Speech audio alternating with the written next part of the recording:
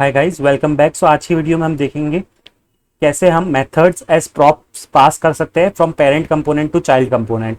सो basically अभी previous videos में हमने देखा था कि प्रॉप्स क्या होते हैं और कैसे हम प्रॉप्स को पास कर सकते हैं from one component to other. So इस वीडियो में हम जो टॉपिक्स कवर करने वाले हैं वो ये है। फर्स्ट, सबसे पहले हम रिवाइज करेंगे कि कैसे हम प्रॉप्स को पास करते थे from parent to child component. फिर हम देखेंगे कि मेथड्स एज प्रॉप्स होता क्या है और कैसे हम फंक्शंस या मेथड्स को पास कर सकते हैं from parent component to child component. और at the end of this video हम एक इंटरव्यू क्वेश्चन देखेंगे based on this topic, that is methods as props. So let's get started. And first of all, what I have done is I have created two new components, parent component and child component. और app.js में मैंने parent component को call कर दिया है। So अभी के लिए मेरे parent और child component में कुछ भी कोड नहीं है। So I am going to use the React snippet RFCE और जैसे मैं एंटर करूंगा तो मुझे एक फंक्शन कंपोनेंट मिल जाएगा।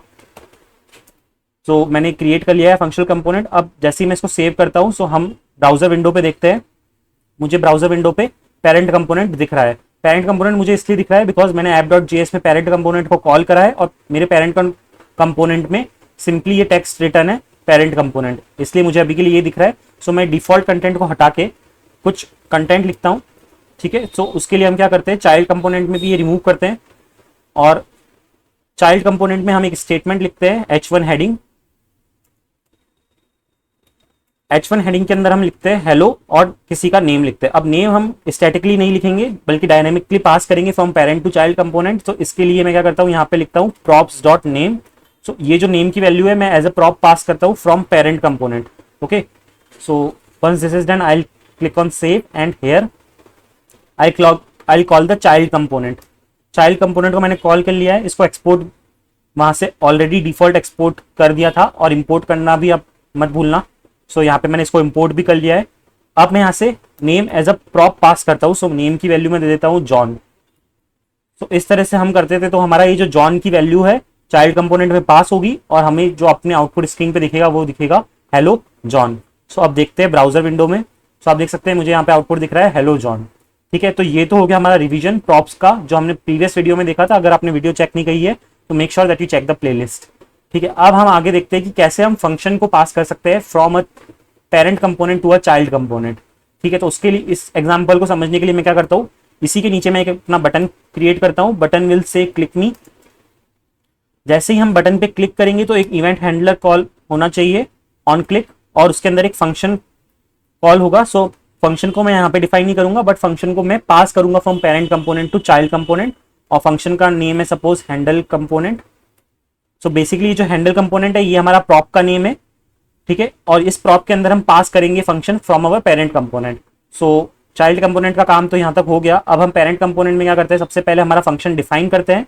सो मैं फंक्शन डिफाइन कर देता हूँ कॉन्स्ट हैंडल क्लिक, ठीक है। हैंडल क्लिक के अंदर हम अपना कंटेंट डिफाइन कर देते हैं कि क्या हमको करवाना है उससे। सो हम एक सिंपल कंसोल लॉग करवाएंगे।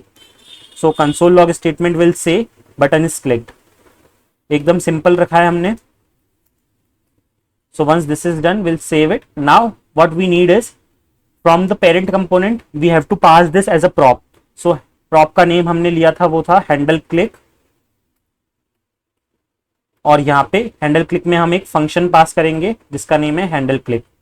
सो कंफ्यूज मत होना, जो ब्रैकेट के अंदर है वो है फंक्शन का नेम और जो ब्रैकेट के बाहर है वो है प्रॉप का नेम। सो हैंडल क्लिक प्रॉप में हम हैंडल क्लिक फंक्शन पास कर रहे हैं। जैसे हम इसको यहाँ से पास करेंगे, यहाँ पे ये चाइल्ड कंपोनेंट में जैसे हम बटन पे क्लिक करेंगे हैंडल क्लिक कंपोनेंट कॉल होगा, ठीक है, जो हमारा फंक्शन है। सो अब मैं क्या करता हूँ, सबसे पहले अपना कंसोल क्लियर कर देता हूँ और जैसे ही मैं इसको क्लिक करूंगा बटन को, तो गाइस मैंने एक मिस्टेक कर दी थी। वो ये थी कि मैंने यहाँ पे प्रॉप के नेम की जगह हैंडल कंपोनेंट लिख दिया था जबकि मेरा प्रॉप का नेम था हैंडल क्लिक। सो अब मैंने इस प्रॉप के नेम को अपडेट कर दिया है क्योंकि ये जो हम प्रॉप का नेम यहाँ पे देते हैं वो एक्जैक्टली मैच करना चाहिए जो हम प्रॉप यहाँ पे पास कर रहे हैं उससे। सो मैंने यहाँ पे सेम प्रॉप का नेम रख दिया है हैंडल क्लिक। अब जैसे ही मैं बटन पे क्लिक करूंगा सो यहाँ पे on click event handler call होगा और वो प्रॉप्स डॉट हैंडल क्लिक की मदद से हैंडल क्लिक फंक्शन को रिट्रीव करेगा फ्रॉम पेरेंट कंपोनेंट। सो एक बार जब ये हो जाएगा और अब हम जब अपनी ब्राउजर विंडो पे देखते हैं, जैसे मैं इसको क्लिक करूंगा बटन इस क्लिक का मैसेज हमको कंसोल में दिखेगा। So this is how method और function is passed from parent component to child component as a prop. Okay, so हम यहाँ पे क्या कर रहे हैं, हमारा फंक्शन है हैंडल क्लिक, उसको एज अ प्रॉप पास कर रहे हैं to our child component. So now let us look at our interview question that we have.